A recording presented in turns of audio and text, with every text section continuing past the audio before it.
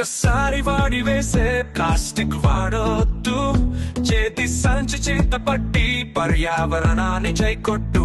Holidays అంటూ nature ఎంత super అంటూ సిటీ చెత్తనంత తెచ్చి మంచి నేచర్ లో వేయొద్దు. అందమైన ప్రకృతిని ప్లాస్టిక్ తో నింపొద్దు. Do not use plastic.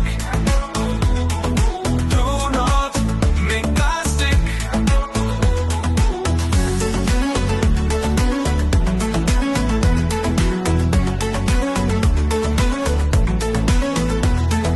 Plastic కవర్లు, ప్లాస్టిక్ బాటిల్స్, ప్లాస్టిక్ గ్లాసులు, ప్లాస్టిక్ పాకిన్స్, ఎందుకంత plastic? Beat the plastic pollution. So not the ending. So plastic ని పూర్తిగా నిషేధించడం అనేది అశాస్త్రీయము.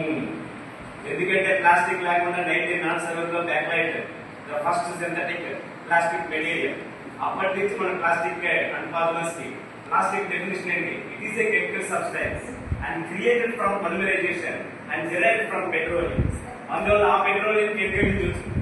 సో ముందు మన కెమికల్ బ్రాంచ్, ఆ తర్వాత పెట్రోకెమికల్ బ్రాంచ్, ఆ తర్వాత plastic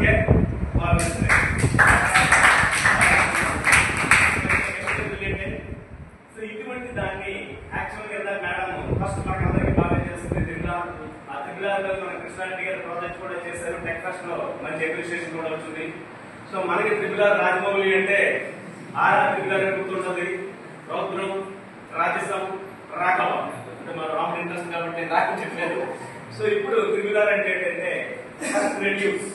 reduce the plastic usage, అంటే ప్లాస్టిక్ యూసేజ్ ని వీలైనంత మటుకు తగ్గించు. నెక్స్ట్ రీయూజ్, దాన్ని మళ్ళీ మళ్ళీ వాడు. Not SUP, single use plastic is already prevented, దాన్ని చేయాలి. So that is called reuse. Now the very important is recycling. So దాన్ని మళ్ళీ పునరుత్పాదన చేసి సార్ చెప్పినట్టు మనకి మిగతా కంట్రీస్ లో ఏదైనా చూస్తే మళ్ళీ దాన్ని తిరిగి ఇస్తారు, డబ్బులు ఇస్తారు. సో అది కూడా మనం ఇక్కడ ప్రాక్టీస్ చేసిన లేదా రీయూజ్ రీసైక్లింగ్ మెషిన్స్ లో మనం వేస్తే దాని తర్వాత బై ప్రొడక్ట్స్ కూడా మనం వాడుతాం. ఇది త్రిపులాలు. సో ఈ రోజు 5 R's 7 R's గురించి కూడా చెప్తాం. The next 4th R is refuse. Plastic వాడటాన్ని వీలైనంత మట్టుకి తిరస్కరించు.